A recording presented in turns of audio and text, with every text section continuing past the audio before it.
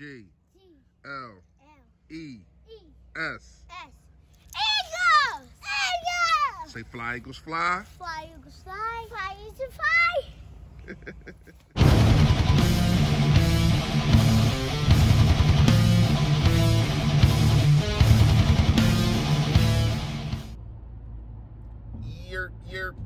Yo, that, man. You know what it is. You know what it is.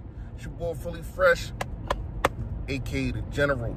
Also, a.k.a. your fourth. Yes, a fourth for the Better Bird Podcast. If you haven't done it, make sure you hit that sub button right down there. I appreciate it. It's a little bell next to it. Make sure you hit that like. Listen. I get it. I get it, y'all. I get it. You see people tweeting. You see the da-da-da, da-da-da. You hear the ESPN, and, you know, you get a little startled. Or you might get a little happy. Truth of the fact of the matter is, Jalen Hurts is not starting Monday against the Seattle Seahawks. Not happening. Let me tell y'all what's happening. He is getting extra reps, or reps with the first team, because they're going to use him more. And they're also going to use him on the field without Carson Wentz. So to do that, you have to have a feel for the team. You have to have a feel for who you're going to play with. I don't like it, but these are just facts. I just need everybody to calm down. Carson Wentz has not lost his job. Now, when I look at it, is Doug Peterson like an evil genius? Just think about it, right? We got the things about him I mean, I totally don't agree with him, but with the Brett Favre thing and him not coming to bat for Carson as fast as you want. But then when asked about Jalen Hurts' fumbles, he protected the heck out of Jalen Hurts fast, like that. Hold on, wait. Did you see the center? He threw Jason, even though Jason Kelce was having a bad game that game, not the Giants game. I can't remember the game. The game we lost, obviously. Giants game. Yeah. Threw him under the bus. He said, did you see the center, basically? So how you going to blame it on Jalen Hurts? Came to his defense fast. Did you see on draft night how giggity, how happy this dude was when they drafted Jalen Hurts? Do you see every Sunday he does not put his quarterback in a position to prosper? Is this his whole evil plan? Is it his evil plan to make Carson Wentz look so bad that you got to bring in your guy? Maybe Carson not his guy. Maybe Carson don't listen to him how he wants to be listened to. I don't know. I'm not in the locker room. I'm not in the quarterback meeting room. I don't know. I just know when Frank Wright was here, we seen the best from Carson Wentz. You know what I mean? Even last year, I think we seen some of the best from Carson Wentz too. It's kind of hard to really judge, to really compare last year and 2017. You know what I mean? But that end of the season, man, was four of the best games that he ever played. That's just facts. So when you look at it, is Doug Peterson being an evil genius here? Is he sitting there and saying, you know what? I'm going to do everything that I can to make sure that Carson Wentz does not prosper, and that we got to bring in Jalen Hurts. And I will tailor-made the offense for him, because we seen him tailor-made the offense for Nick Foles. And it's like, dude, what's going on? Now, what I can say is he will not be starting. Jalen Hurts will not be starting on Monday. Now, with the Jerry Lurie thing real fast, y'all, I don't know how I feel about that. I made a joke. I think it was, shout out to Joey Shakes, was on his live. I think I made a joke saying that I think that Mr. Lurie was mad about Jason Peters not starting at left tackle anymore. That was just a joke. I know that's really not the reason why he walked out of practice. I know that's not the reason why he didn't come to the Cleveland game, obviously, because he started at left tackle. But when you look at it, man, wouldn't you be pissed? Aren't you pissed? You know I am. I give you how I feel on these videos all the time. So him being an owner, him giving Mr. Howie Roseman the money to pay these guys, even though he pays older players. even though he plays older players. And even though, it's only so much that you can try to contain yourself with when you see the disaster going on. We're in the NFC East and we should be winning by a mile. We're not even in first place in the NFC East. That should be a problem with Mr. Jerry Lurie. When you look at the games that we lost that we should have won.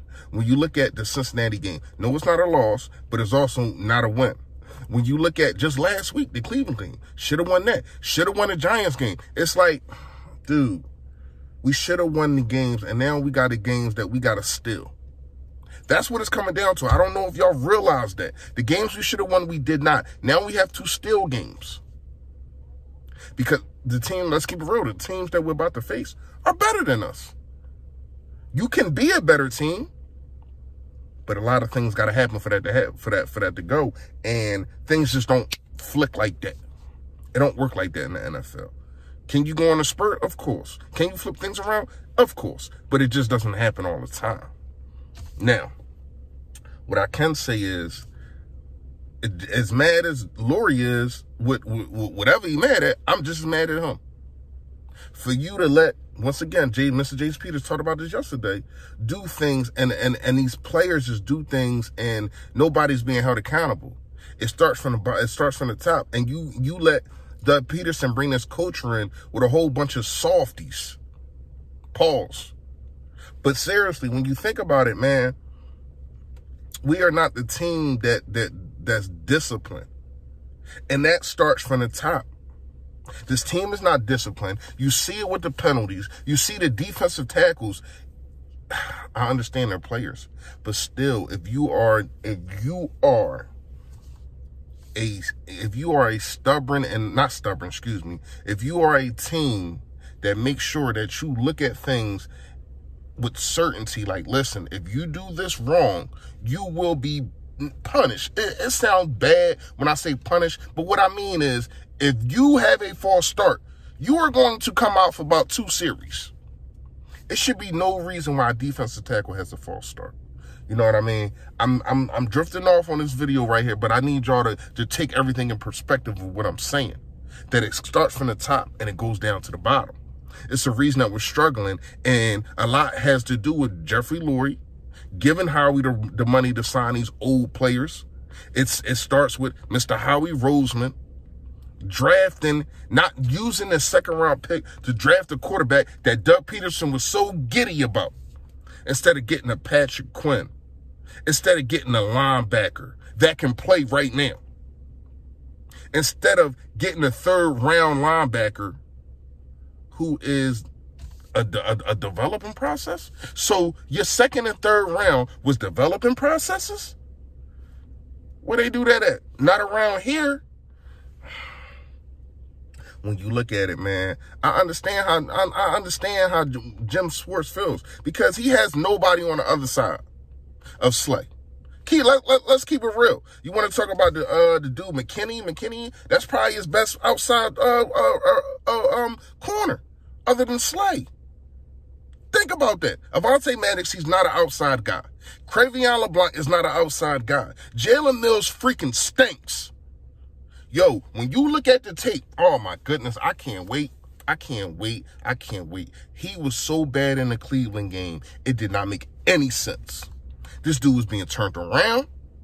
This dude was garbage. Yes, he was that. He was bad.